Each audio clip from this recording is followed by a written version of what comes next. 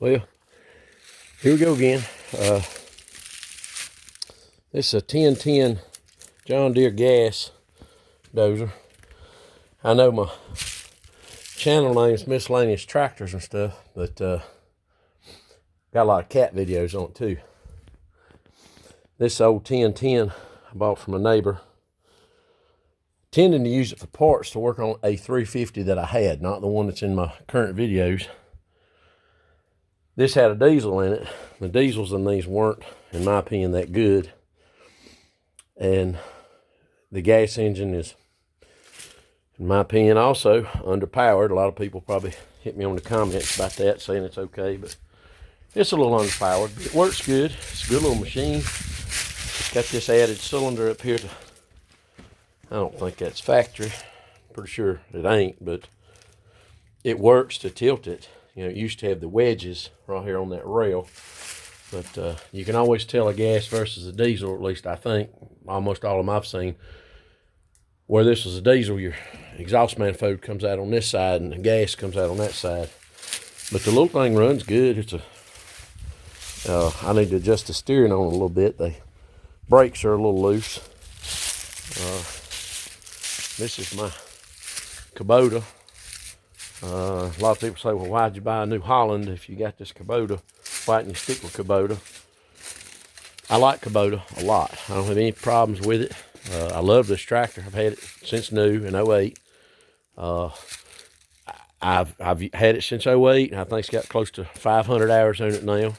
Four-wheel drive, not a hydrostatic, gear drive, which is, in my opinion only, the way to go. Hydrostatic is just, I don't know, don't like it. But this thing has been a heck of a tractor. I use that box blade on it, 6 foot. It's a 5 foot Land Pride. I've got a 6 foot Stytrex or Sitrex, whatever you call it, mower that I used to pull all the time with this. But since I got the 20 Massey Ferguson, I'm going to put the 6 foot behind it because it'll clean the tracks out. This 5 foot will clean it out and do good. This mower works great behind this tractor. It'll pull a 6, or I have no doubt it'd pull a 7. That 3400 has live power. Great little machine.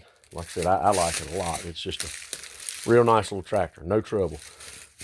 The reason I got a New Holland over the biggest reason, the Kubotas have the PTO over here on a button, and it's electric, and I don't like that.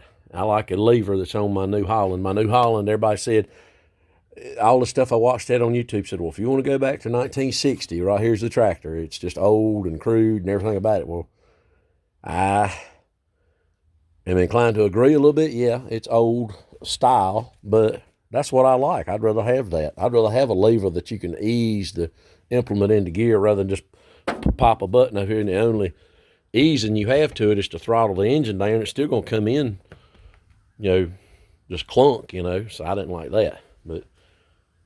And plus the size tractor that I wanted in the New Holland had a draft.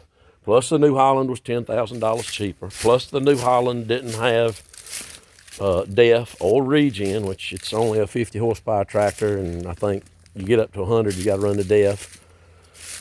And which I ain't sure on that, so don't quote me. But it is what it is. No regen on that tractor, so I like it. I got the 20 here slicked up. I'm getting ready to go mount that belly bar on it. I hope you get some video of that. I got my fertilizer spreader up here. This one needs work. It still works good, but some of the stuff's a little rusted out. I gotta get some parts for it. That's my fella disc mower. Of course, you can see in the back over here my pile of scrap I work out of. And here's what I like too. We bought this off of I think we got that on Gov Deals. This Bevco chipper. The only thing I don't like about this Bevco is I can't get parts. If somebody knows, put it in the comments where you can get parts to fix this back attachment. This is for brush. This chipper will chip up to, I think, 4 inch, or I don't know, 4 inch to 3 inch. I mean, if I'm gonna go any bigger than that, I'm gonna cut it for wood.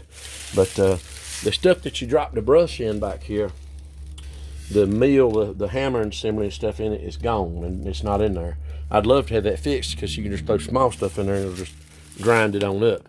But anyway, if anybody knows where I can get parts for a Befco, I've called Befco direct, and they're like, nope, all that's obsolete. They don't make it anymore. Bunch of my extra root rake tines and hydraulic hoses, and this shed, I really need to get up here and blow these leaves out of here bad. But you know, you just, this time of year, it's just one of them things. But I'll come up here and blow it out before it gets warm, because this is a nice little nest for snakes and stuff, and rats, and need to, I'll probably, when I pull the mower out to do a little service job on it before we start cutting hay, I'll come up here with a leaf blower and blow all that out. But I will let you listen to this, just to start up here, turn that fuel off, our own. Make sure everything's in neutral. This thing cranks like that every time. It just really runs good. Well, like and subscribe.